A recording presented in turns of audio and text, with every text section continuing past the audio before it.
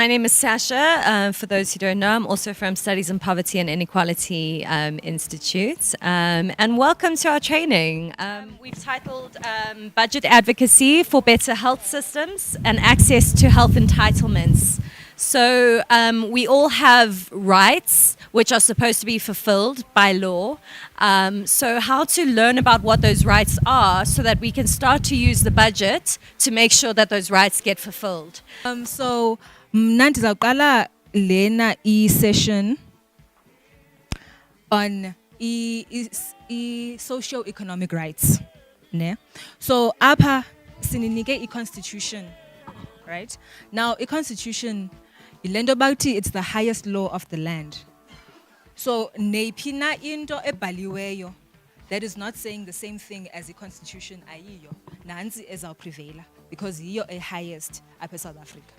Right. So sininike i-constitution and then saninika ne-National Health Act. Kuba sisebenza kule sector ye health, right? So lena National Health Act yona, what it does is it gives you information about the health system. Ba ngobani abantu abarani health system. Wena as a patient izithini rights zakho.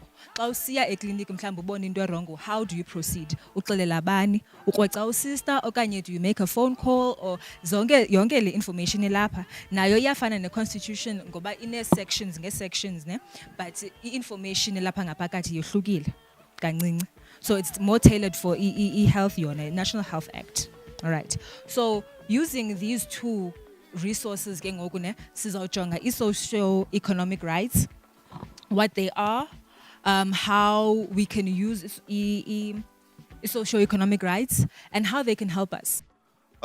One of the most important things is that even if they are amending our constitution, people are not consulted. It's only done by political people. So you ask yourself, is this a country of political people or is this a country for every citizen? It becomes difficult for us to understand how do we change all those things. We might be going there 2, 3, 4 times, they will understand our situation, but at the end of the day, they will never take us into consideration. It can't just be, well, there are no resources, so nothing is happening, nothing's being actioned on this. And this principle is actually, it's within the Constitution, but it's also within the ICE, SCR. You'll notice there are a lot of acronyms, guys, so just make notes when there's little acronyms. The sooner people get comfortable using the acronyms, I think the faster we'll become empowered to kind of speak back in some of these spaces. But just so you know that progressive realization, it's actually illegal to say, well, there's no resources, we can't do anything. Because legally, according to the International Covenants on Economic, Social and Cultural Rights that we're signed into, you have to progressively realize socio-economic rights. So if there's small money, you make small change, small change, small change towards getting better. So you should always be seeing some progress legally. Actually, we don't know our rights. Ne?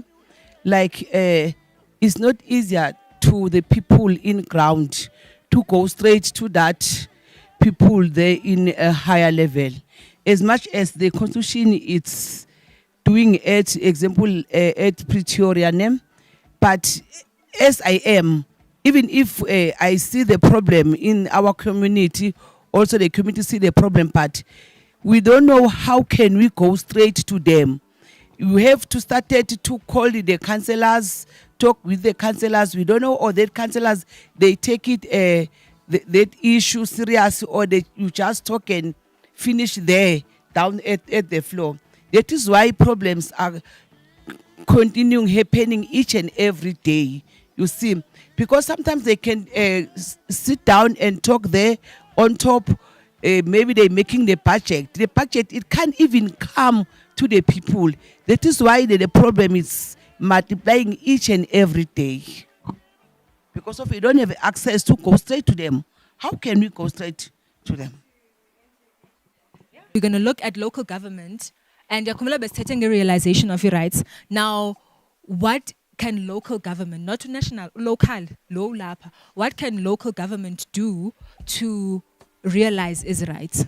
I mean, every sphere in a ne role yayo edlalayo. There's national, there's provincial, and then there's local. National ne role yakhe, provincial ne role yakhe, but now we are more concerned about what the local government can do to realize as socio-economic rights. Now, the main responsibility your local government is to provide service delivery, including primary health care in communities. Okay. The budget is a legal tool for compliance, so you watch that these goals are being met. It's a political tool because it prioritizes development activities and allocations according to priorities. So if lots of money is going to health, you know that health is a priority.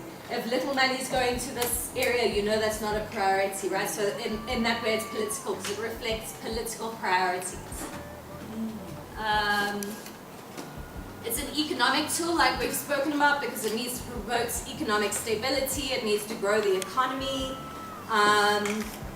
So budget planners need to think about these things like how do we create jobs? How do we increase the GDP? GDP is a concept we're going to talk about. I think a lot of people hear GDP, what is this thing? We're going to tell you what it is.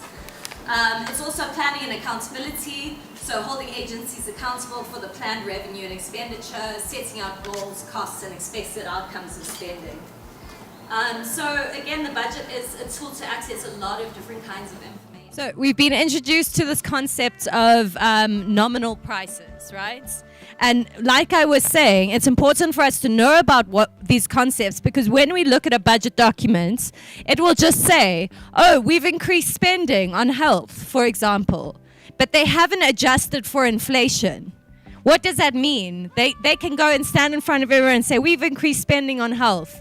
But if the price levels have gone up significantly, that increased spending on health doesn't translate to more access to services, more vaccines, more doctors, more nurses. So it's confusing to the general public because they'll hear someone say, well, we've increased spending on this, but where are we seeing it? Are we actually seeing it? So being able to understand some of these things and the difference between nominal and what we call real prices is really important. So if we're talking about having to change socioeconomic rights of people in this country, we need to ask the question, is it good that we get most of our taxes from VAT when this affects the poor the most? You have the right to complain. You have the right to lay a complaint. As a patient, you have the right to lodge a complaint and have that complaint investigated. Okay, that's a very important byline, to have the complaint investigated. In some places, they'll give you a nice book, it's covered, write your complaint over there, and no one ever looks at that book. No one ever checks that book. So it's not just enough for you to lay a complaint. You have the right for your complaint to be investigated. And you have the right to know, okay, what's the next step? Who's going to read this? Information. Okay, so this is all entitled in this right to lay a complaint. Now, this is important because in our legal system, it provides patients with the avenue to advocate for their rights. So if I am not getting the service delivery that I was expecting in a facility, this is an avenue that I can use to maybe change the service delivery in the facility. Do you understand? But that's not going to happen if the right is not being investigated. Looking at this information from the budget and having that information, now you're armed with that, you can say, we don't agree with VAT levels being so high in this country. We think that if the country needs more money to spend on socioeconomic services, there needs to be an increase in maybe personal income tax for rich people. So when you're rich, maybe you pay more comes off your salary. And that this should happen instead of the VAT to make up this amount, right? So these are the kind of questions that we can start to ask when we look at these figures.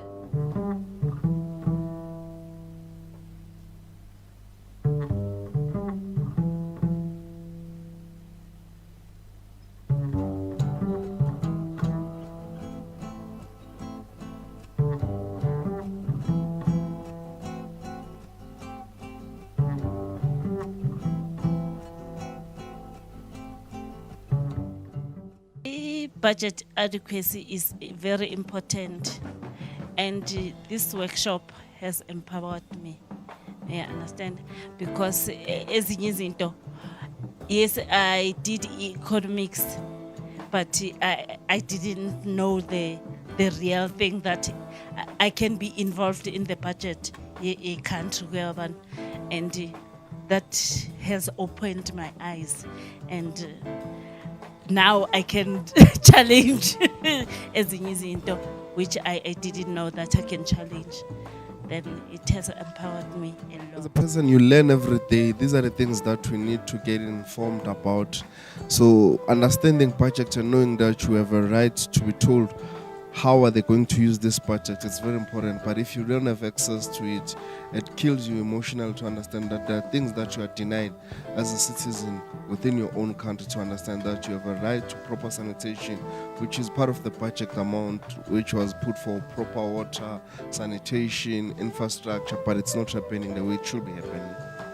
I've learned a lot in terms of the economy, how the economy functions, and the terminologies that are associated with the economy.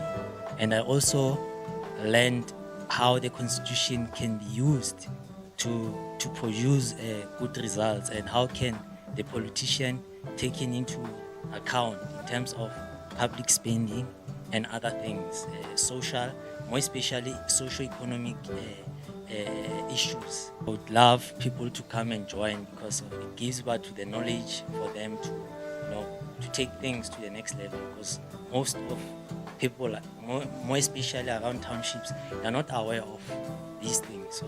So it will give birth to the leverage. It will tip the scale. It will give them that opportunity to challenge things. They really about too complacent. We ended up saying that's the way things are, or that's the way it is. But since I joined this program, I think now it is time for people to be proactive, to be activists, because that's the only way. I think that is the only way for us to thrive in this country.